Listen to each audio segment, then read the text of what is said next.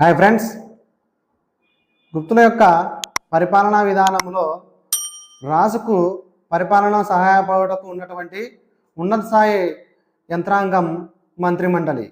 ఈ మంత్రిమండలి సభ్యులను వారసత్వంగా నియమించేవారు. ఈ మంత్రిమండలి సభ్యుల యొక్క విధులు, సమావేశాల నిర్వహణ, ఈ విధానం మొత్తం కూడా మనకు నీతిసారం అనే గ్రంథం వివరించింది. ఈ మంత్రి పరిషత్ సమావేశాలకు రాజు అధ్యక్షత వహించేవాడు. అలాగే మనకు ఈ మంత్రిమండలిలో ఉన్నటువంటి ప్రధాన ఉద్యోగులు, వారి యొక్క విధుల గురించి ఇప్పుడు చూద్దాం. మంత్రిమండలి సభ్యులు, వారి బాధ్యతలు.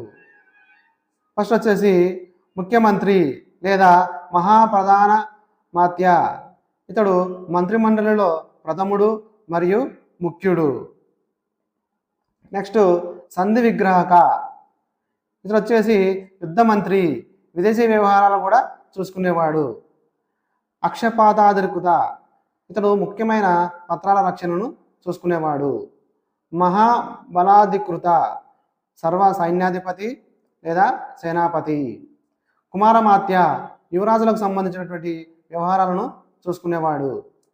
భటాశ్వపతి, ఇతను అశ్వదళాధిపతి. కటుక లేదా పీలుపతి, ఇతను గజ దళాధిపతి. రణభండారికుడు, సైనిక భాండారాలు చూసుకునేవాడు. మహాప్రతిహార, రాజ్య అంతఃపుర పర్యవేక్షణ చూసుకునేవాడు. భండారక, రాజ్యం యొక్క గిడ్డంగుల పర్యవేక్షణ చూసుకునేవాడు. నెక్స్ట్ లేఖకుడు, రాజు తరపున ఉత్తర పత్రికలను నిర్వహించు అధికారి.